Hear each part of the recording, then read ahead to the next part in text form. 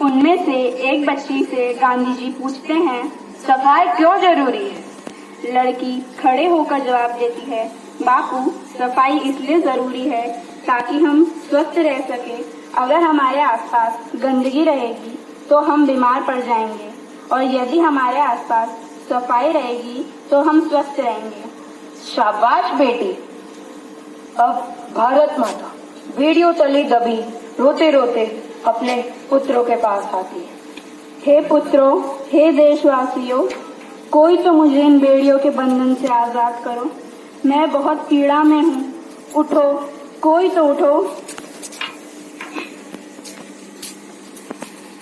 सब मिलकर भारत माता की जंजीरें तोड़ देते हैं। भारत माता सबका धन्यवाद करती है और उन्हें सफाई से रिलेटेड कुछ बातें बताती हैं। बच्चों, हमें हमेशा कचरा कूड़ेदान में ही डालना चाहिए। प्रदूषण कम से कम करना चाहिए। अगर हमारे वातावरण में प्रदूषण ज्यादा होगा तो हमें सांस लेने में तकलीफ होगी। हमें पेड़ों को नहीं काटना चाहिए और ज्यादा से ज्यादा पेड़ पौधे लगाने चाहिए, समझे? बस मुझे तुम्हें इतना ही बताना था।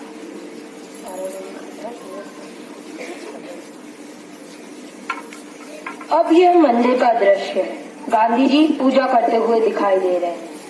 रघुपति राघव राजा राम, पतित पावन सीताराम, सीताराम सीताराम, भज मन प्यारे सीताराम।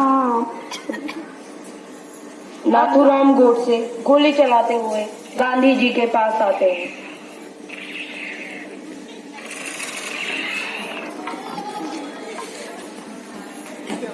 गांधी जी जोर से नीचे गिरते हैं। गांधी जी मरते मरते कहते हैं कि बच्चों, मैं जा रहा हूँ। अब इस देश में सफाई तुम्हें ही रखनी है। इस देश में सफाई तुम्हें ही रखनी है। और वहीं गांधी जी अपना दम तोड़ देते हैं।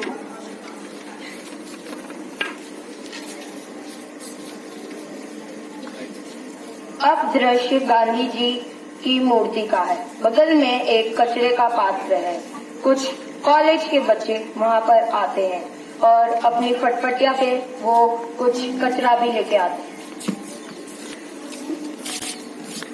वो लोग दिखने में बहुत बदमाश लगते हैं। वो बोलते हैं। उनमें से एक लड़का कचरे के पात्र को जमीन पर गिरा देता है और उनके ऊपर जो उसने पान खा रखा था वो भी थूक देता है। तभी वहाँ पे एक शिक्षक आती है। छी, तुम लोगों को शर्म नहीं आती हमारे देश और इस पवित्र मातृभूमि को गंदा करते हुए? हमारे गांधी जी का सपना था कि हमारा देश स्वच्छ, सुंदर और निर्मल हो, लेकिन तुम लोग उनके सपनों को साकार करने की जगह उन्हें बिखेर रहे हो। ये तुम्हें शोभा नहीं देता। नौजवानों, तुम ही कल का भविष्य हो।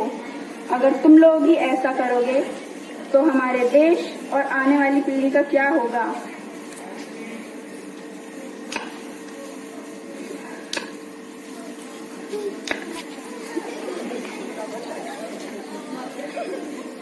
उनमें से एक लड़का आगे आकर बोलता है, जी टीचर जी, हम आगे से कचरा नहीं करेंगे और जो ये कचरा हमने फैलाया है इसे भी साफ कर देंगे।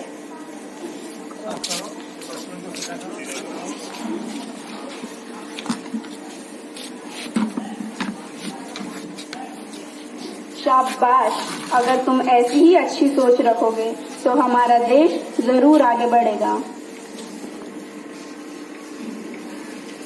अब एक दृश्य दिखाई देता है जहाँ पर इस नाटक के खत्म होने के बाद लोगों के ऊपर क्या असर पड़ा।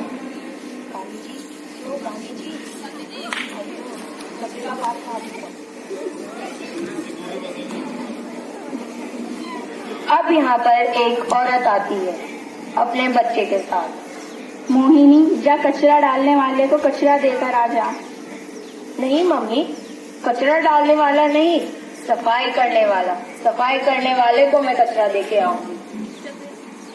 अंत में हमें इस नाटक से यह शिक्षा मिलती है कि हमें हमेशा हमारे आसपास सफाई रखनी चाहिए। धन्यवाद।